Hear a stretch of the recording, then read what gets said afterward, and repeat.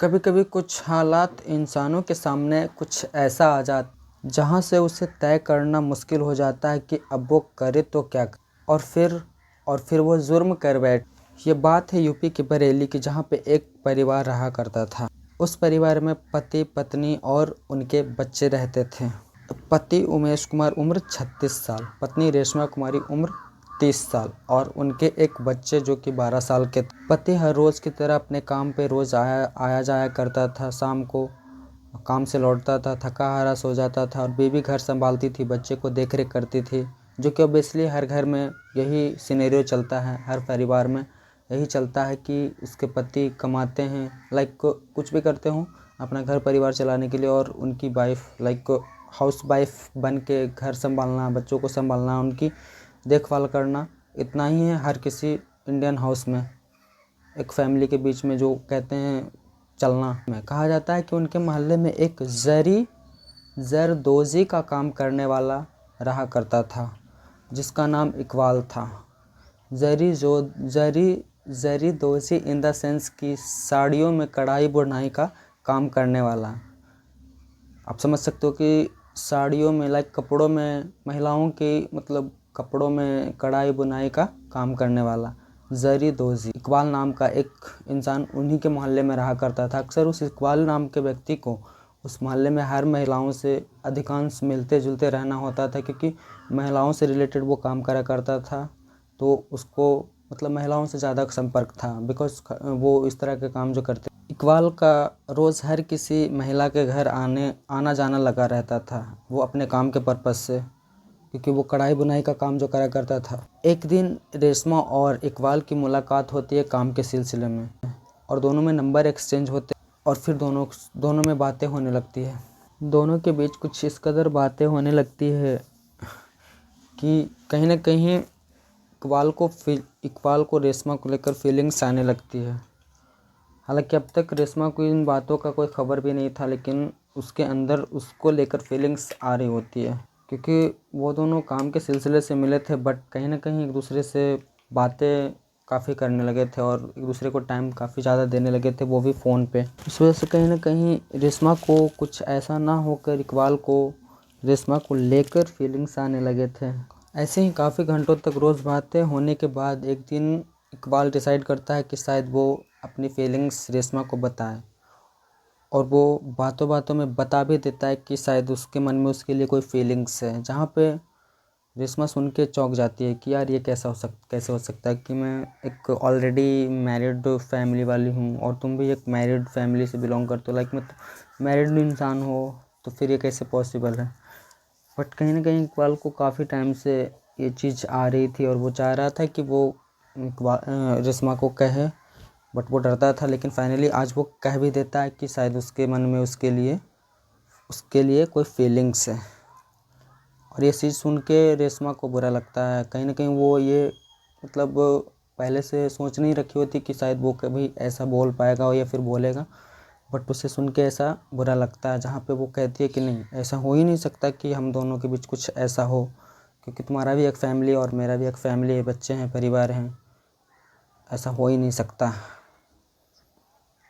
कुछ देर बात होने के बाद फिर दोनों एक दूसरे से कॉल कट कर देते हैं।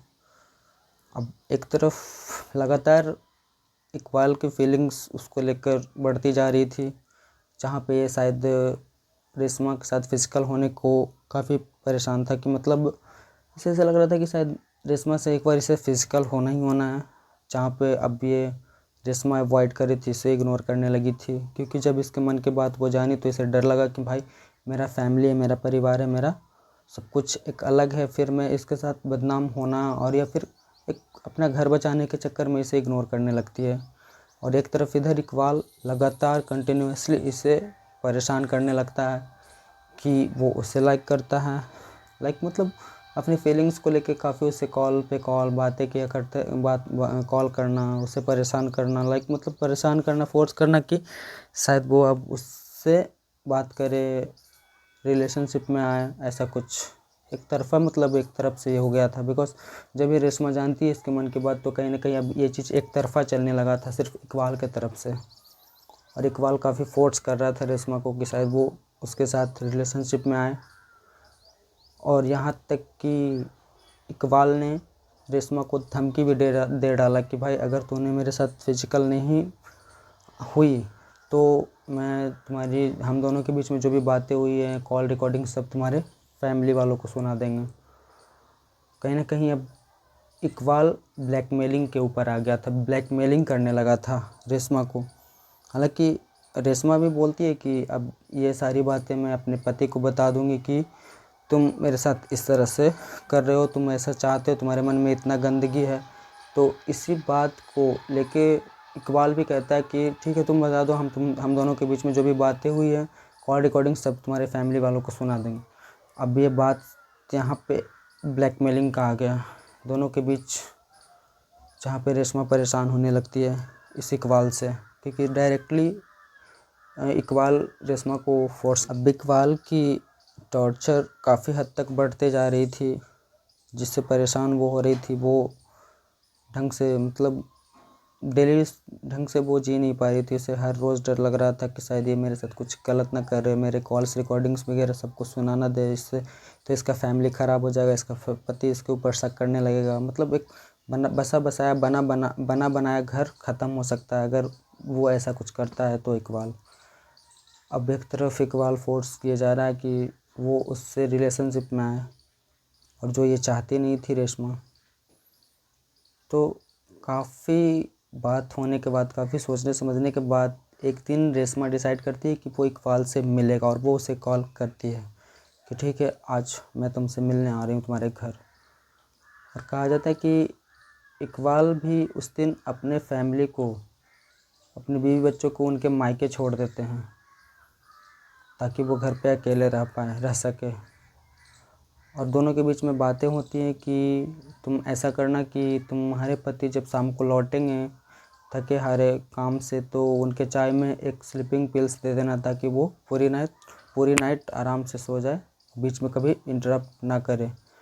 और वैसा ही करती है वो जैसा इकबाल बताता है। उनके चाय में 2 पिल्स दे देते हैं, स्लीपिंग पिल्स, और वो पी के सो जाते हैं। और रात के 11 बजे के आसपास रेशमा अपने घर से निकल के इकबाल के घर चली जाती है, जहाँ पे उनके बीवी बच्चे कोई नहीं होते हैं। पहले वो लोग उनको भेज दिए होते हैं माइक। कहा जाता है कि इनकी इंटरव्यू में जब इनसे पूछा गया कि तुमने उस वक्त क्या सोचा था जब ये कदम उठाया, तो वो बताते कि मैं उसके पास यही सोच के गई थी कि या तो वो मेरे साथ, या तो वो ज़िंदा रहे या तो फिर हम।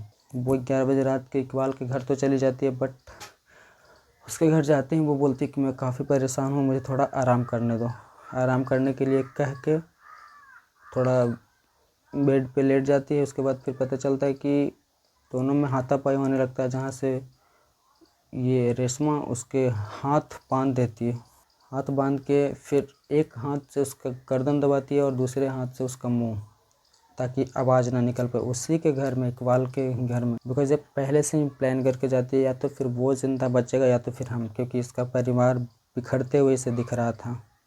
क्योंकि हर रोज़ वो उसे परेशान कर रहा था कि उसके साथ फिजिकल रिलेशनशिप में आए, बट वो चाह नहीं रही थी ऐसा होना, क्योंकि वो कहीं ना कहीं अपने फैमिली के बारे में हर बार सोच ले रही थी। यही वजह था कि इकबाल से मिलने को तैयार हो जाती है, बट इसलिए नहीं कि वो उसके मन मुताबिक चीज़ें करेगी, इसलिए कि वो या तो ज़िंदा रहेगा या तो फिर मैं ज़िंदा रहूँगी। इसलिए वो 11 बजे रात को जाती है और उसके ही बेड पे उसे मौत की नींद सुला देती है। इकबाल की ही बेड पे उसे उस नींद की मौत सुला देती है। उसके गर्दन दबा देती है, फिर उसके मुंह दबा देती है, लाइक मतलब साइलेंटली जो भी काम करती है वो, ताकि किसी को वहाँ पे भनक तक ना लगे, किसी को कुछ आइडिया तक ना हो। और वो ऐसा ही होता है जैसा वो रेशमा चाहती थी, उसको वहीं पे ख़त्म कर देती है। ख़त्म कर देने के बाद फिर उसकी लाश को सीढ़ियों तक ला के छोड़ देती है, घसीट कर बेड से सीढ़ियों तक ला के छोड़ देती है। और फिर वहाँ से उसी वक्त 11-12 बजे के आसपास ही वो अपने घर को लौट जाती है। जब ये 2 दिनों बाद पुलिस इस महिला को गिरफ़्तार करती है, रेशमा को गिरफ़्तार करती है, तो ये सारी बातें बताती है, उनके मन में क्या चल रहा था, वो किस तरह की प्लानिंग कर रखी थी, सब बातें बताती है। और ये भी बताती है कि मैं उसके पास इसलिए नहीं गई थी कि उसके मन मुताबिक मैं चीज़ें करूं, मैं इसलिए गई थी कि या तो फिर वो ज़िंदा रहे या तो फिर मैं। और इसलिए वो इकबाल को मार कर ही आती है, उसके ही घर में उसको मार के आती है। यूपी के बरेली की ये सच्ची घटना, जिसे जानने के बाद शायद आपको अपनी लाइफ में कुछ सीख मिला हो, लाइफ लेसन मिला हो कि किसी को ब्लैकमेल करने के पीछे इतना मत पड़ो कि वो जान मारने या फिर खुद मरने के उतारू हो जाए। इसमें तुम्हारा ही लॉस है।